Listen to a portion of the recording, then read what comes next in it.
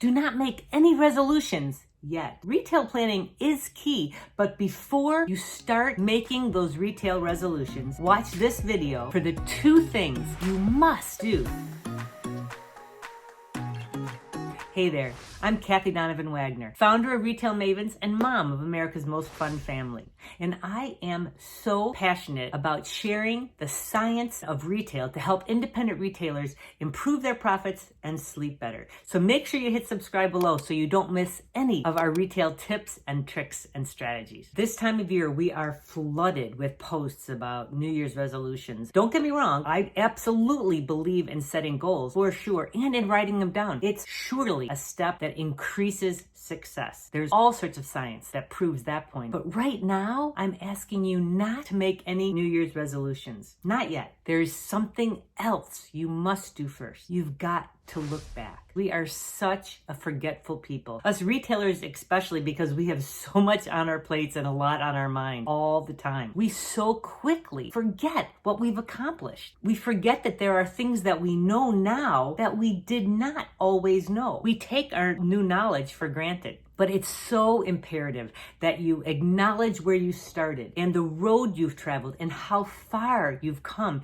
in the last year. Being aware of your own growth, taking a moment to really acknowledge it, it gives you hope and encouragement for what's possible in the next year. It's really incredible how it allows you to dream bigger than you might have otherwise, because you don't think about how far you've come. So then you don't dream about how far you could go. I bet that you've come farther this year than you believed you could have. You've grown, you've changed so much. You've accomplished more than you realized. Am I right? What I know for sure is that when you stop and think about it, you won't be selling yourself short by skipping ahead and just trying to move forward fast without acknowledging where you've come from.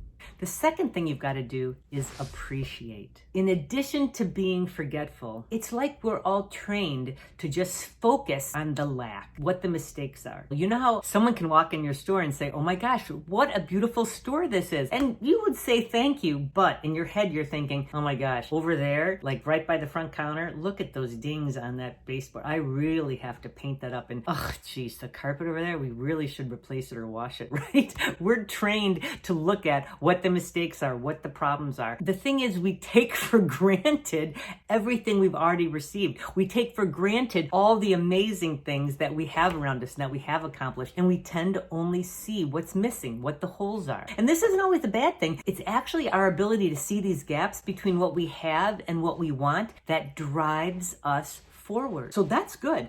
But we have to find that balance between appreciating what we have and deciding what else we want. So before you start driving forward, which I know you want to do, there's one more thing you should do. I want you to write down 5 things that you're grateful for from last year. It could be decisions made, prayers answered, people found, relationships ended, customers met, guidance found, new steps taken, new processes put in place. Our steps forward look very different sometimes. They don't always come wrapped as gifts. Isn't that the truth? Sometimes there's pain attached. I know that I have found in my own life that often in the pain is where the biggest growth comes. Be grateful for what's been placed in your life that has led you forward and that has made you stronger. The gift is the change that occurs afterwards. We don't always see it at the time. Sometimes we can't see it till we're through it and we're looking back. You might find it hard to think of the first one. I know when I do this exercise, that's always happens to me. I sort of sit there with this blank page in front of me and don't know what to write down. But something magical happens once you write down a few. They start flowing so much easier. And I want you to savor that feeling, enjoy it, let it spread and worm you up from the inside out. It's so wonderful to see how far we've gotten. And then share them. Why? Why is it important to share them? Because the power of sharing